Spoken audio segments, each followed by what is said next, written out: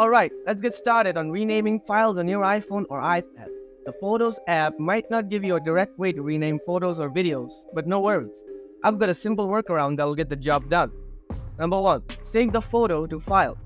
First, open the Photos app on your iPhone or iPad. Then find the photo or video you want to rename. Next, tap the share icon. Looks like a square with an arrow pointing up. After that, scroll down and tap on Save to Files. Here's where you can rename the file while saving it. Just type in the new name, then choose a location in the Files app and tap Save. Rename the file in Files. Now open the Files app. After that, navigate to the folder where you saved your photo or video. Tap and hold on the file you want to rename.